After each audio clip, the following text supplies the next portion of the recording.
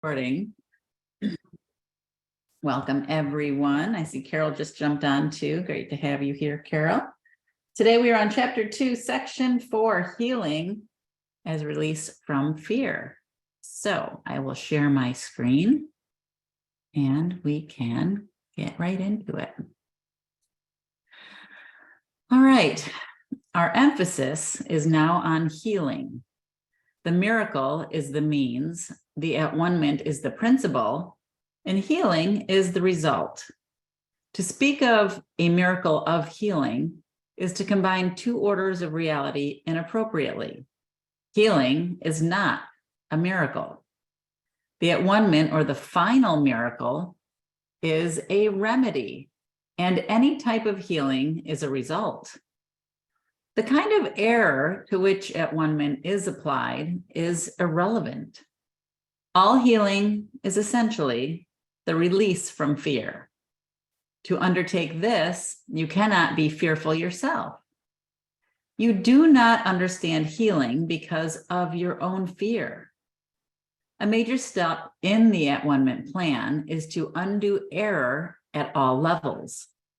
Sickness, or not right-mindedness, is the result of level confusion, because it always entails the belief that what is amiss on one level can adversely affect another.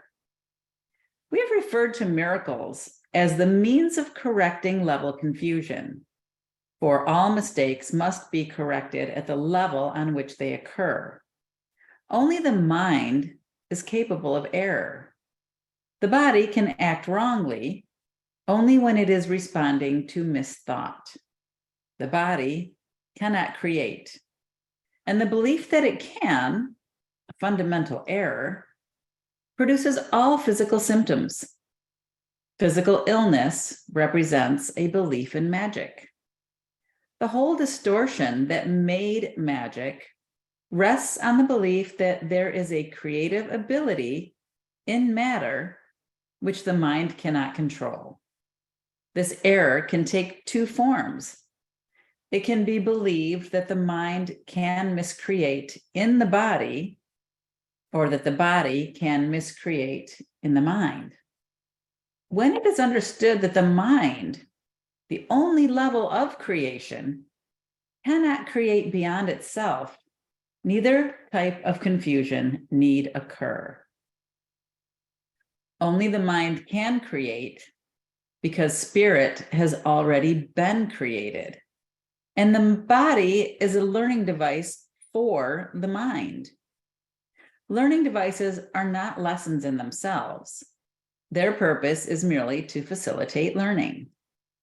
The worst a faulty use of a learning device can do is to fail to facilitate learning. It has no power in itself to introduce actual learning errors. The body, if properly understood, shares the invulnerability of the at-one-ment to two-edged application. This is not because the body is a miracle, but because it is not inherently open to misinterpretation. The body is merely part of your experience in the physical world. Its abilities can be, and frequently are, over-evaluated. However, it is almost impossible to deny its existence in this world. Those who do so are engaging in a particularly unworthy form of denial. The term unworthy here implies only that it is not necessary to protect the mind by denying the unmindful. If one denies this unfortunate aspect of the mind's power, one is also denying the power itself. All material means that you accept as remedies for bodily ills are reinstatements of magic principles. This is the first step in believing that the body makes its own illness. It is a second misstep to attempt to heal it through non-creative agents. It does not follow, however, that the use of such agents for corrective purposes is evil. Sometimes the illness has a sufficiently strong hold over the mind to render a person temporarily inaccessible to the at-one-ment. In this case, it may be wise to utilize a compromise approach to mind and body, in which something from the outside is temporarily given healing belief. This is because the last thing that can help the not right-minded or the sick is an increase in fear. They're already in a fear-weakened state. If they are prematurely exposed to a miracle, they may be precipitated into panic. This is likely to occur when upside-down perception has induced the belief that miracles are frightening.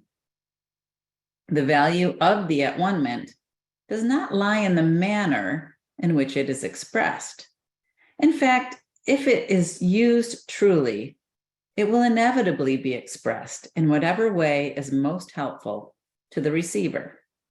This means that a miracle, to attain its full efficacy, must be expressed in a language that the recipient can understand without fear. This does not necessarily mean that this is the highest level of communication of which he is capable. It does mean, however, that it is the highest level of communication of which he is capable now. The whole aim of the miracle is to raise the level of communication, not to lower it by increasing fear. That was interesting.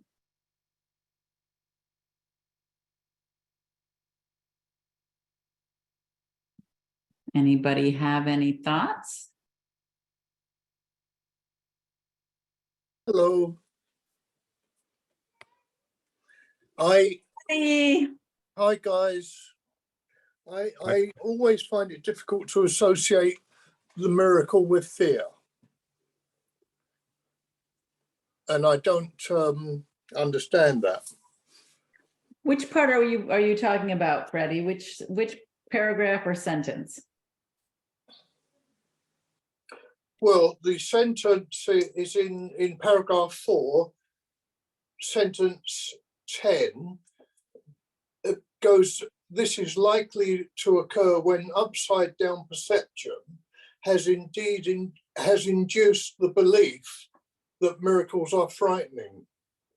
Okay, so what was your question again? I'm sorry. I don't get this association of fear and miracles together. Okay, so I don't think they're necessarily saying that they belong together. I think what they're saying is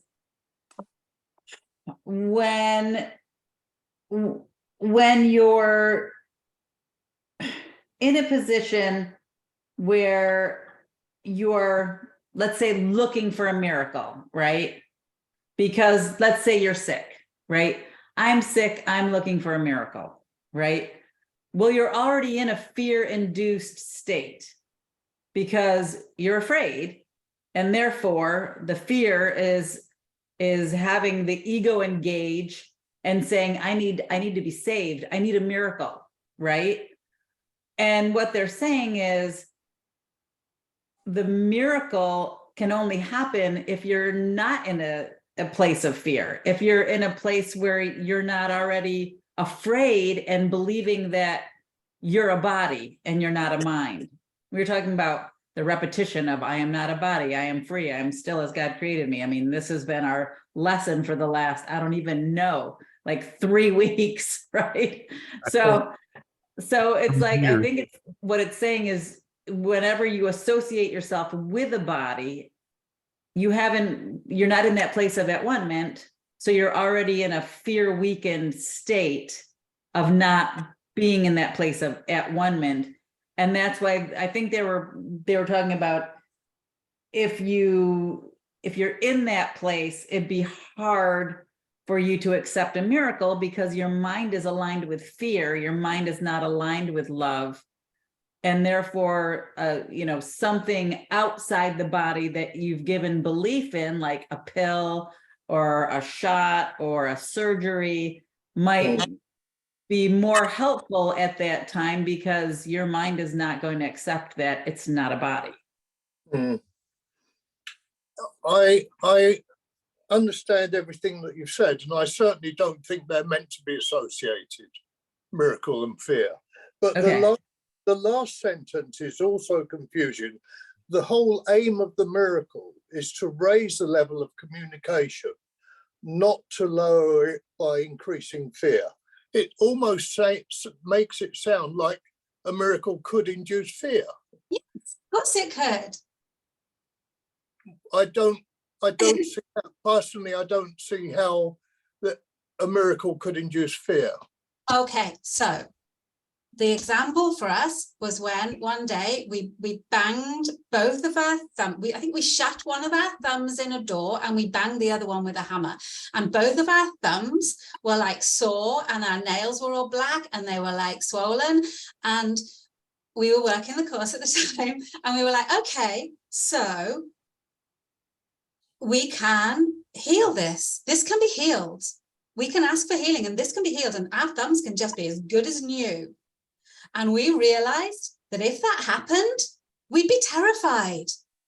If we sat there and our blackened thumbs just suddenly became as good as new, we were not ready for that. We would not be able to cope with that. We would be like, oh my goodness, oh no, oh God, okay, we can do miracles. We don't trust our own mind. We don't trust our own thoughts. Now we're going to think terrible things and they're going to come true. And it's like we would realize our power at a time when we were not ready to realize that. Does that make sense? Not really, no, because I don't think that miracles happen in that way. I don't think miracles are physical, actually. I think they happen on the level of the mind. A miracle is it's a change of mind from fear to love. That's what a miracle is. And so, you know, this idea of having physical miracles, it doesn't resonate with me, you know. But getting back to this, what it's saying here, it's suggesting that the miracle can induce fear if it's not seen correctly. I really don't get it. Well, we don't think you can get it without realizing that miracles, and you know, it's talking about bodily ills here. It's not talking about, it's saying that bodily ills are created by by the mind, but it is very clearly in our mind talking about miracles as healing, literal healing, like not yes, the miracle, whatever. We'll let Angel go because they've got their hand up. Go ahead, Angel. Let's hear what we have to say. Thanks. Yeah, we won't identify this as a miracle. We'll leave that to each other person. But prior to November 6th, 2020 at 6:34 p.m., we had a incurable, untreatable autoimmune called myasthenia gravis.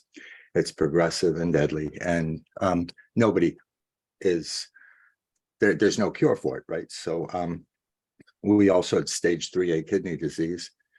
We walked with a cane and we were on bed 18 hours a day on supplemental oxygen.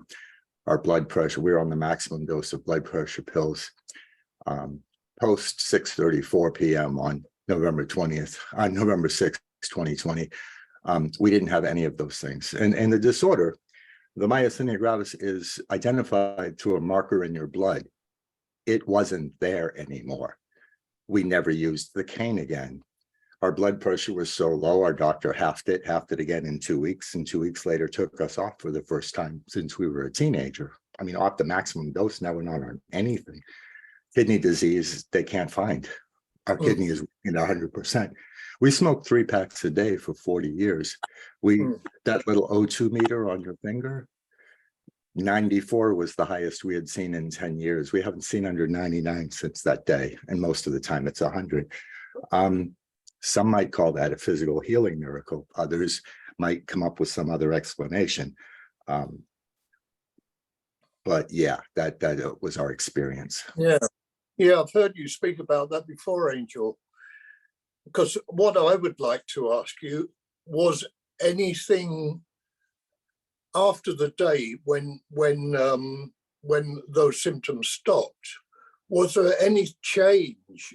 Was there anything that brought about this change? Well, we were meditating at the time. Yeah. We're meditating through. We had one meal a day that we ate meditatively at the time. In addition to our meditation practice, we had one meal a day, and we were in that one meal a day. Actually, no, this was the second meal a day. We were halfway through and we realized how mindlessly we were doing it. And we decided to change that right then. And yeah, and we began writing a journal 10 days later when we were able to put our experience into words. We think it's only a couple pages. It's not more than 5. We know if you put your email in, we will send it to you if you'd like to read it. Yeah, thank you. You're welcome. That's amazing, Angel. Thank you so much for sharing that. Thank you for receiving. Yes, and I would love to have a copy of that too, if you could send it to me as well. I just think it's so interesting because I feel like when you are looking for something to happen, it doesn't happen, right? It's the paradox. And that I feel like again and again and again and again, the paradox is just shown so completely that you can't try to heal something with a miracle, right? Because if you go try to heal something with a miracle, you've already agreed that there's a problem. You've agreed that there's something wrong that needs to be fixed. And when you do that, then you've given belief to the body, right? So the paradox is you almost have to heal by what Angel was talking about, going into a meditative state with no expectations. Like just be in that moment of at-one-ment, and then the healing just occurs as a natural result. It's so interesting to me. It's just every time I hear of a situation like this, it's just like, right, that's how it works. But I'd Yeah, like well, to- you said it. No insistence, as well as no expectations. No insistence that you know the outcome or can control it. It's just an inclusion rather than excluding something, rather than fighting against it and seeing it as a problem that somehow has to be diminished or eliminated. It's kind of an acceptance of what is, but in that moment, you recognize that what is in your true self is whole to begin with. Mm-hmm. And I'd like to hazard a guess that the angel's response to that miracle wasn't anything like fear. I imagine there was a lot of joy going down there. There was joy. There was incredulousness as well. However, we've recently considered another type of physical miracle, and we do not have any doubts that that's possible after our experience. And yet this one would be even more stunning. And we realized that if it happened, we might not be fear because our mind might explode and there would be nothing left to feel fear. It would just be that big. Our mind would get destroyed by, this sounds horribly silly. We're going to say it anyway. There is a cartoon that we watch regularly called Boss Baby. And in there, it so happens that if the babies who talk and walk and act like adults in their little world when nobody's looking. If an adult hears them talking, the adult's mind snaps. So they have to be very secretive and such, right? That's what we related it to. Our mind would just snap. We could not handle the extent to. And you know what? We'll even be more specific, just because you know, we're medically transitioning. We're trans and we're medically transitioning. You know, it is not a happy fact for us that, you know, we can palm a basketball and have size 15 shoes. Okay. Could God change that? Of course. Probably won't. Could. Absolutely. What would that look like if all of a sudden we were 5'3" and petite and stuff like that? And yeah, we're not quite sure our mind could take that right this second. I think fear would come in. It certainly wouldn't be the perfect peace of God. And the opposite of that is fear. So, you know, that's kind of what we're saying. And we didn't get any emails, but whatever emails get in there, we will send it to them. Just thought we'd point that out. I'm wondering if you could forward my email to Angel when you forward yours, Terry. Absolutely. Or I can write. Yeah. Put mine in the chat there. Yeah, I'll put mine in. So, yeah, that's, you know, thank you so much for sharing that. I love the sharing in this group. And yeah, I mean, anything is possible, right? Because the mind creates, the body can't create, it's the mind that creates. And, you know, and the miracle again is just, as soon as we're ready to let go of that expectation, let go of that fear, let go of the idea that we are a body, let go of that idea that that we're not perfectly part of that one mind of God already, then the miracle happens.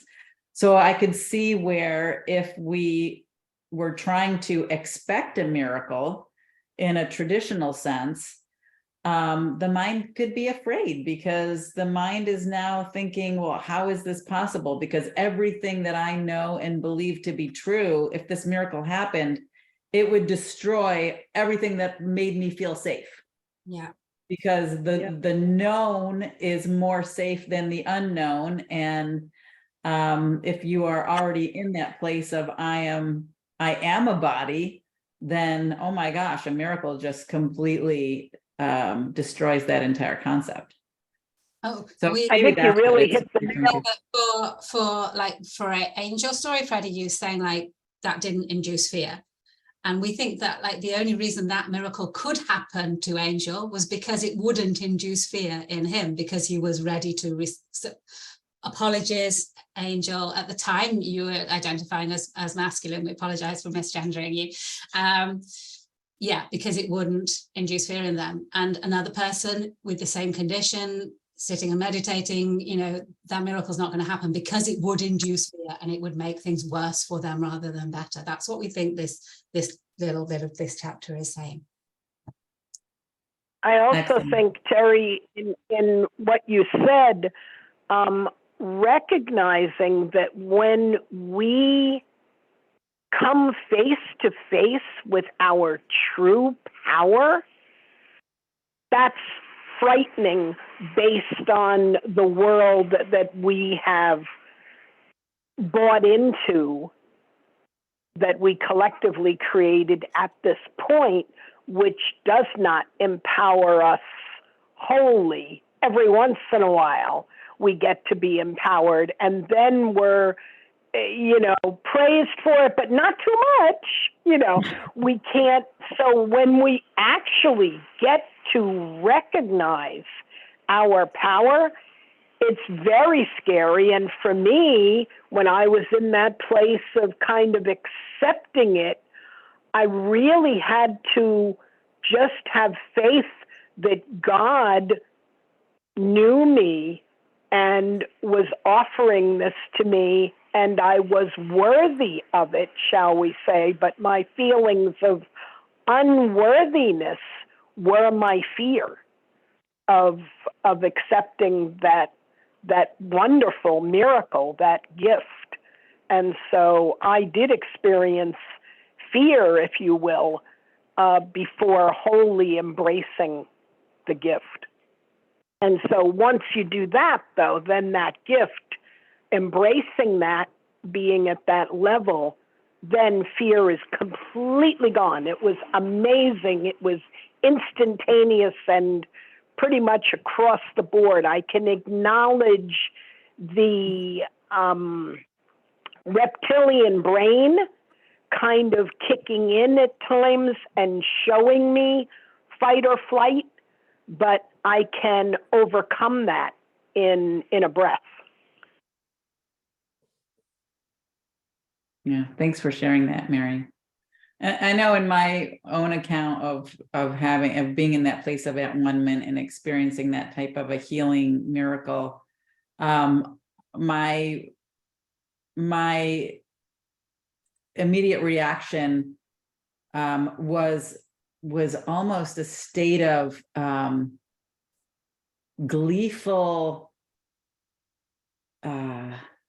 excitement almost to the point of losing my breath, almost a state of breathlessness of the exhilaration of it all. So yeah, I think again, okay, so let me share this too. When I was in that meditative state and was all of a sudden in this place of aha, right? Where I was like, oh my gosh. And I experienced that state of excitement and breathlessness and just all of those amazing experiences of,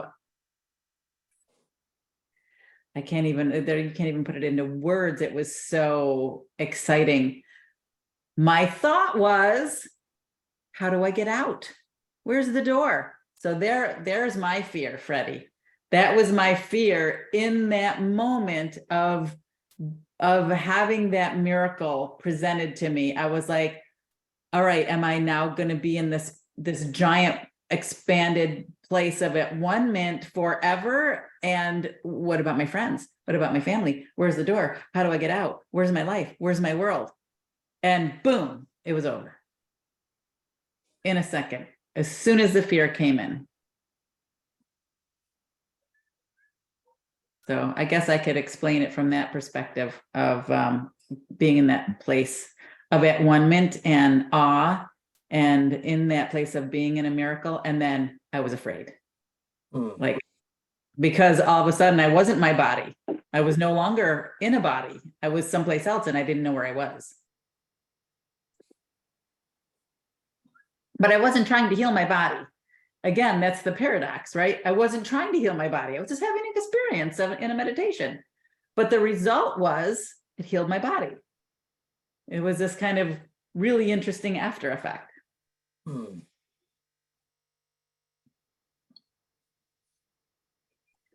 Well, I know I'm going to start to re-examine my own fear, because I know that I live in a lot of fear, and it's probably the main reason why I'm pretty much an atheist a lot of the time.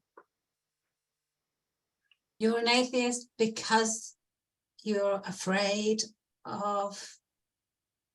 Can you explain that? That's interesting. Well, what this conversation has opened up to me is the amount of fear that I live with, you know, and I think that's, I mean, there's lots of subtle little fears, like the fear of being my best self all the time,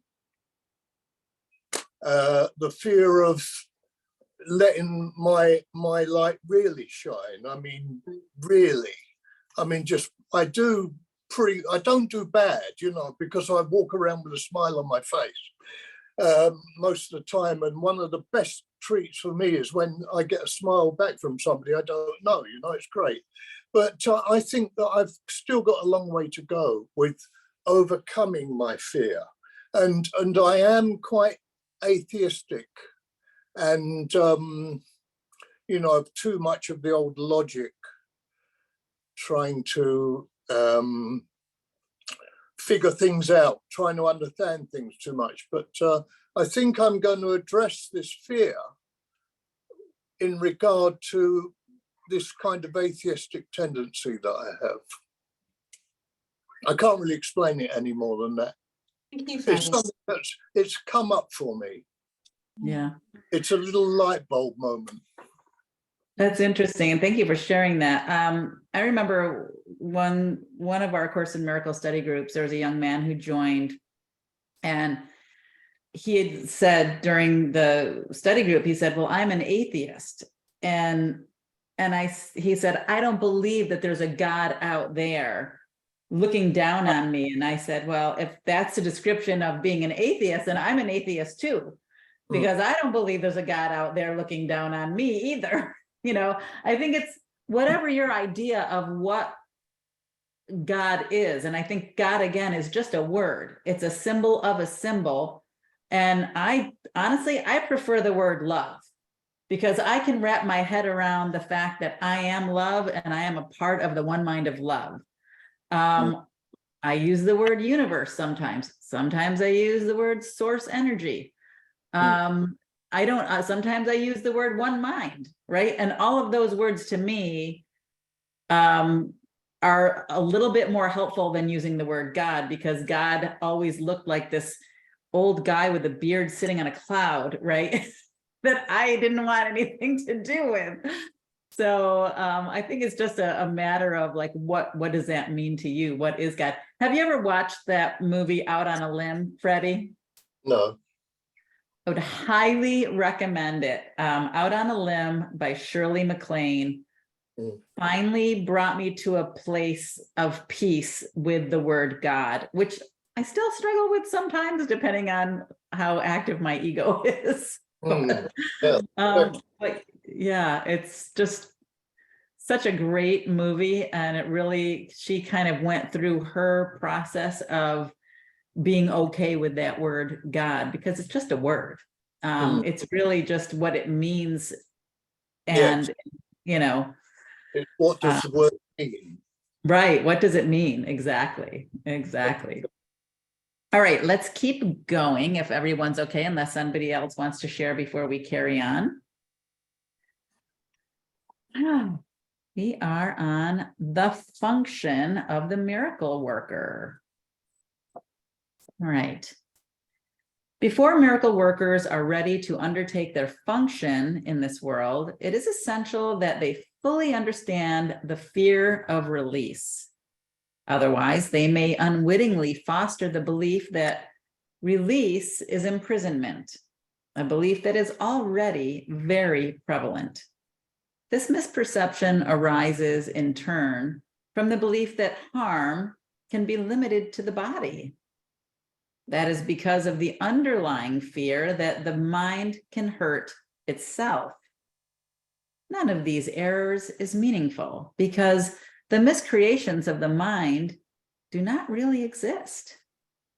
This recognition is a far better protective device than any form of level confusion, because it introduces correction at the level of the error. It is essential to remember that only the mind can create, and that correction belongs at the thought level. To amplify an earlier statement, spirit is already perfect and therefore does not require correction. The body does not exist except as a learning device for the mind. This learning device is not subject to errors of its own because it cannot create. It is obvious then that inducing the mind to give up its miscreations is the only application of creative ability that is truly meaningful. Magic is the mindless or the miscreative use of the mind. Physical medications are forms of spells, but if you are afraid to use the mind to heal, you should not attempt to do so. The very fact that you are afraid makes your mind vulnerable to miscreation. You are therefore likely to misunderstand any healing that might occur. And because egocentricity and fear usually occur together, you may be unable to accept the real source of the healing. Under these conditions, it is safer for you to rely temporarily on physical healing devices because you cannot misperceive them as your own creations. As long as your sense of vulnerability persists, you should not attempt to perform miracles. I've already said that miracles are expressions of miracle-mindedness, and miracle-mindedness means right-mindedness. The right-minded neither exalt nor depreciate the mind of the miracle worker or the miracle receiver. However, as a correction, the miracle need not weight the right-mindedness of the receiver. In fact, its purpose is to restore him to his right mind.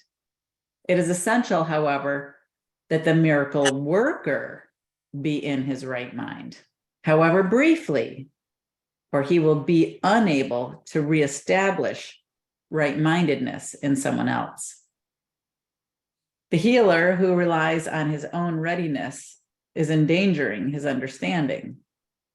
You are perfectly safe as long as you are completely unconcerned about your readiness, but maintain a consistent trust in mine. If your miracle working inclinations are not functioning properly, it is always because fear has intruded on your right-mindedness and has turned it upside down. All forms of not right-mindedness are the result of refusal to accept the at-one-ment for yourself.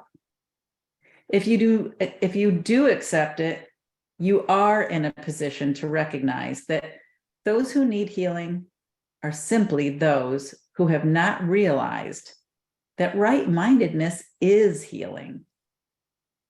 The sole responsibility of the miracle worker is to accept the at-one-ment for himself. This means you recognize that mind is the only creative level and that its errors are healed by the at-one-ment. Once you accept this, your mind can only heal. By denying your mind any destructive potential and reinstating its purely constructive powers, you place yourself in a position to undo the level confusion of others. The message you then give to them is the truth that their minds are similarly constructive and their miscreations cannot hurt them.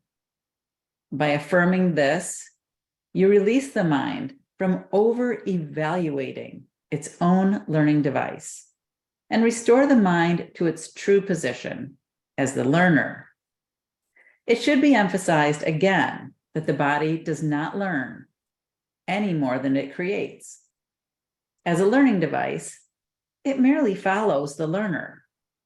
But if it is falsely endowed with self-initiative, it becomes a serious obstruction to the very learning it should facilitate.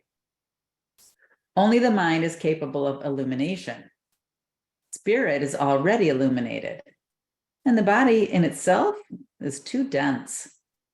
The mind, however, can bring its illumination to the body by recognizing that it is not the learner and is therefore unamenable to learning.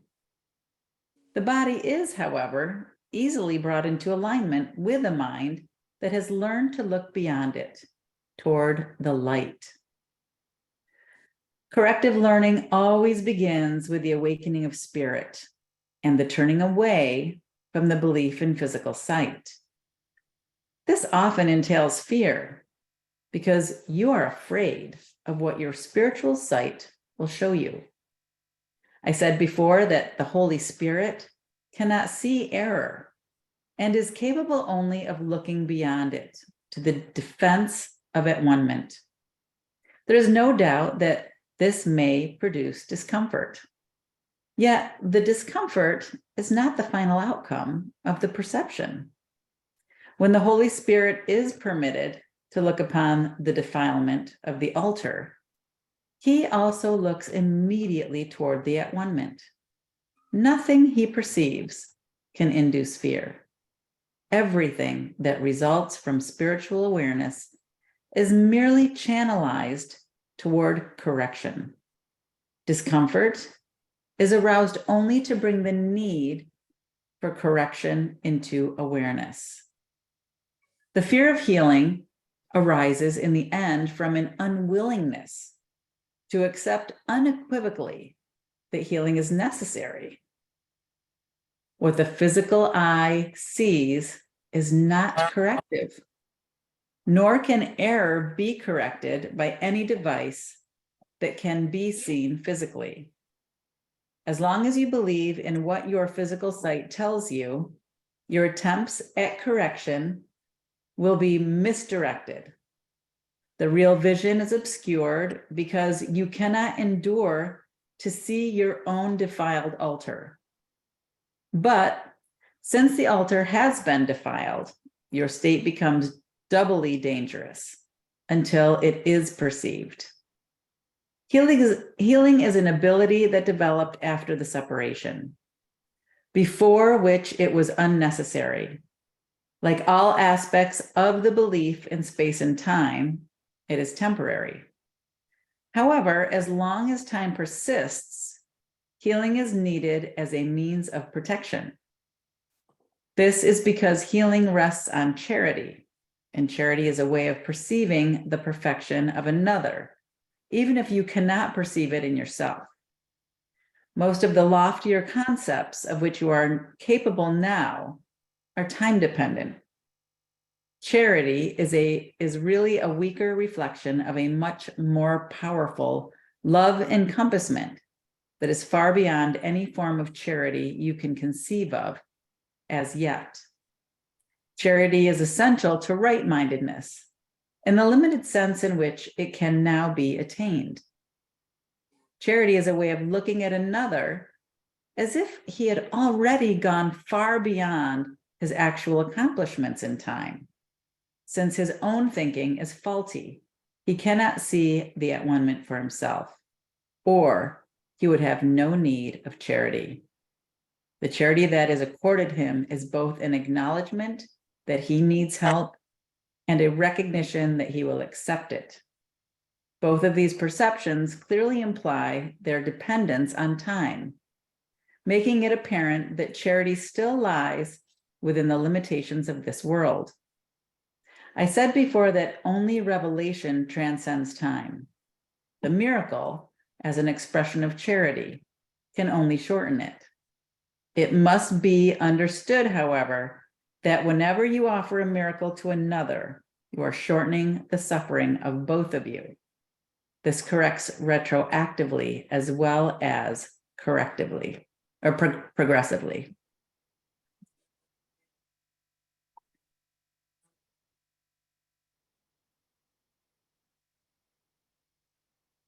Thing that came to me as you were reading all that, Terry, and there was so much there.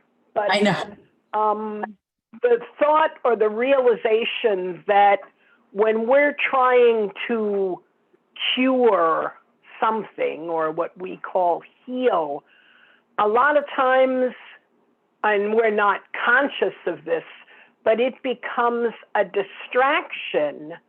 We shift our focus from the message of that. So it's not a bad thing, it's not a problem, but we give it that meaning, and therefore we want to get rid of it, if you will. Right. And in trying to do that, quite often we bypass the message that it was offering to us, that the mind, the higher mind, was communicating, and the body, being a communication tool, was picking up on it, but we weren't allowing the flow. We were obstructing that because our focus was only on that physical thing that we're then afraid of, and our defenses are up, and we want to get rid of it. Yes. And so as you allow that message to come through, as you see the grace and the gifts, if you will, of whatever that illness, has manifested to reveal to you, you meld with it and you come to know it, and then it it disappears into the wholeness. It just becomes one of those possibilities that can be manifested, but it doesn't have to remain manifested because it did its job. Yeah, exactly. We think we understand you, Mary. For clarification, so are you saying, like, similar to when a person is causing you lots of problems in your life and you're trying to sort out the problems, and then when you don't and you just accept that person as exactly what they are, and you learn what it is you need to learn from them, what they've kind of come to teach you, then their problematic behavior just disappears, or even they just disappear. You're likening that to physical. It is the same. It is one and the same, at least in my new experience of melding with a heart problem that I, was experiencing. I melded with it because it was part of me. It was something that I had manifested. And as I saw the messages, the grace in it, the whole thing just became acceptance, and actually became a marvelous experience that I, sort of not thinking, said, oh, I wouldn't mind doing that again. And everybody was like, what? But for me, it was an experience that, most people don't get to have. Oh, yeah. Thank you for sharing that, Mary. And, it reminds me, I remember instinctively, there was a point in time in my youth when I realized that I had to figure out so many things in order to make it in this world, that like there was just so much that I didn't know that I needed to learn, so many things that I had to figure out. And I remember like just watching people and observing people and trying to gain as much knowledge as I could so I could figure out the world, right? And I feel like then, of course, getting into A Course in Miracles, you're just trying to undo all of that, right? You've got to undo all of that stuff that you did so that you can get back to the basics of, I am not a body, I am free, I am still as God created me, right? So I feel like it's the same thing with healing. It's like you think, oh, I got to figure this out. I have to figure this problem out. I have to find out where it is. I have to feel into it. I have to figure out how to heal it. When really, you have to not do any of that. You just have to align yourself with that one mind of God, which is the one mind of all of our brothers. And again, pertains to all of our relationships with our brothers, right? Because once we learn the lesson of who and what we are in truth, it all just goes away. It just stops. But you have to let go. You have to understand that the agitation is there to make you realize you're not in alignment. You're not in alignment with the one mind of God. Something has gone wrong. Okay, refocus, get aligned with the one mind of source energy, one mind of love, whatever you want to call it. And that's all you have to do. You don't have to figure it out. You don't have to ask it, why is it here? What is it trying to teach me? You don't even have to know any of that. You just have to get back into that. I am love. I am part of the one mind of God. And yes, there are lessons in between. And yes, you can see them clearly as they are healed. But I think even the thought that you have to figure it out is overwhelming and not even necessary. I do think, though, that in a way you do have to figure it out, because you've got to figure out how to get back home. I think to get back to atonement is as a result of realizing what you've got to do to be in that place, be back home. I think that takes some figuring out. We think it's, apologies, Freddie, we think it's more about figuring out what we need to stop doing. Like, we're already at home, we never left our source. We just think we have, and we think that we've created, well, we have, our thoughts have created this reality, and we need to stop thinking them, and then the reality will go away. Can we ask a quick, sorry, there's so much going on and this conversation is so interesting, but we just want to, just back to what Mary was saying. in our mind, we have a bit that says no child of God can be sick without his permission. Does that resonate with anybody, or have we got that from somewhere else? Because we can't find it in a quick search of the course. I'm not sure if that's it specifically without his permission, but somewhere along the line, right? We've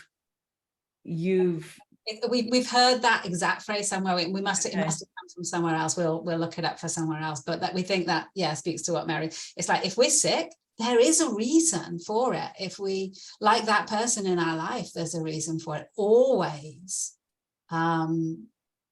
We're doing this to ourselves. I mean, we know that is from the course. Yeah. Anyway, sorry to muddle up what we were talking about. I'd quite like to comment on that. What I've, over the years, in my association with the course and spiritual psychology, taught me that everything is a choice. And the true healing mental state of dealing with that is accountability, is to accept on some level, I chose this. Now, if we can't do it like that, we're actually only a victim. And the Son of God cannot be a victim. So if we can empower ourselves to say that, yes, I chose that, but I can choose again, it's a very empowering way of dealing with everything. That's it in a nutshell. Thank you. Yeah. And again, not to say that you shouldn't figure it out. I think you're exactly where you're supposed to be at every moment, right? So, and the path that you're on is exactly right for you. So I certainly did go through a whole many years of figuring it out. But I think in my own personal conclusion is that in the figuring it out, I came to the conclusion of less is more, and the simplicity of it is more powerful than the minutia in the details. And I don't think that the choosing is necessarily conscious choosing, but the very fact that we have something in our lives. Right. Well, I've got it, it's not somebody else who's got it. So on some level, there's a choice being made. Mm-hmm. There is a good example of what we're talking about in the most commonly asked questions of A Course in Miracles.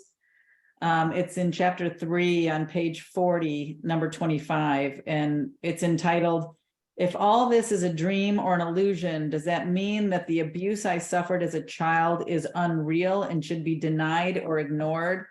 And he goes into quite a lengthy description and explanation of it. And if this is something that anybody is interested in, I'm happy to share it on the Facebook group, like I did in the past with some other questions that came up here.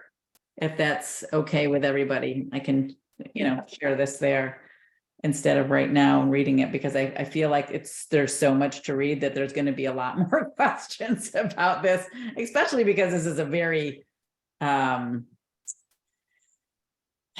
it's a subject that can really be a trigger for a lot of us in our, painful, early traumatic experiences. All good conversation and great question, Freddie. Really, really good. Thank you for bringing that up, because, it's certainly, I don't think it's anything that anybody else hasn't thought about at one time or another. And even now, through. I can't remember what the question was now. I I don't remember asking a question because unfortunately I went to the loo. I couldn't resist. I had to go to the loo before you finished that last reading, and I got back and you were already in the conversation, so I missed a bit. Yeah. So I don't remember asking a question that second.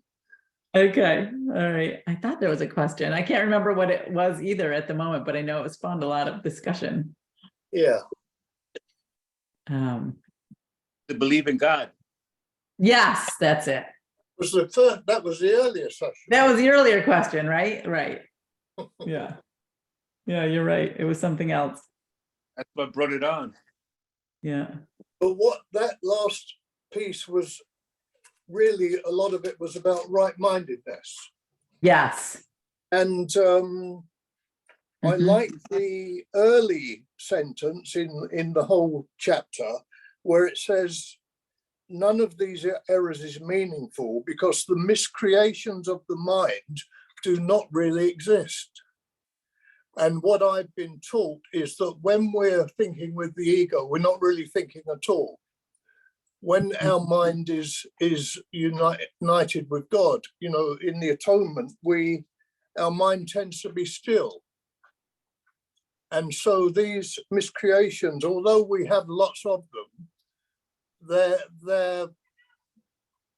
like illusions. They're like, you know, all the other things that we tend to believe in the world. We tend to believe our thoughts are real. Mhm. But it says here that the miscreations of the mind do not really exist. So it was good for me to be reminded of that. Yeah. Yeah. Yeah. Yeah. And I love in paragraph 5 where it says the sole responsibility of the miracle worker is to accept the at-one-ment for himself. I mean, I think that kind of just says it all. Yeah. Yeah. Well, it does say it all, except, yeah, knowing what it means to accept the at-one-ment to ourselves. We think different people have different conceptions of what it means to accept the at-one-ment. For us, we were just going to put it out there. For us, Yeah. Good point. accepting the at-one-ment for ourselves means accepting that we are entirely free of sin and guiltless. That's how we understand it, but we don't know how other people understand it. I think for me, my mind would go quiet and I would experience stillness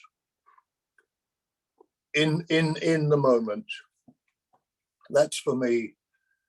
Here's the glossary. So the glossary says, accepting the unreality of the separation, sin and guilt, sickness and death, by following the specific curriculum of forgiving our special relationships taught by the Holy Spirit that corrects our mistakes. This is our one responsibility, our function in the at-one-ment. That's very conceptual, but what would the experience of it be like? For me, the experience of it would be inner peace. It would be stillness of the mind and almost like empty mind state. Well, for me, I feel like it's what I experienced when I was in that meditation and I jumped out of my body in that space in space. Like for me, I was no longer my body.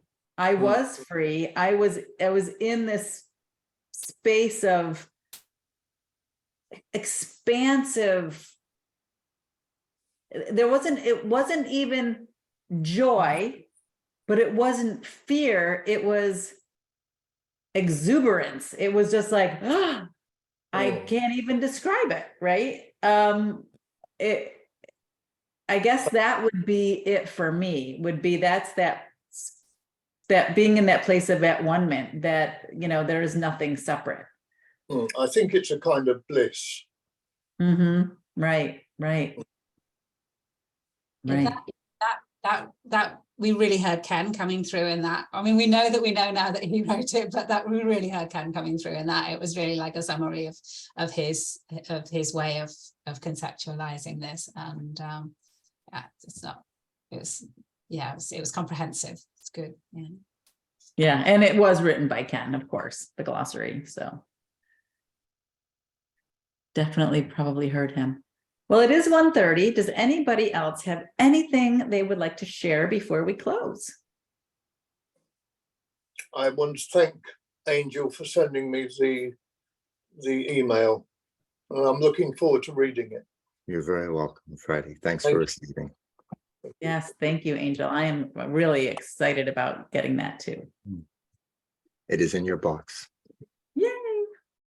Thank you, everyone, for such insightful conversation. I love this group. I love the energy that we all share here. It's just such a joy to be here every week with all of you. So I just want to tell you all how much I appreciate it. It's just wonderful. Thank you.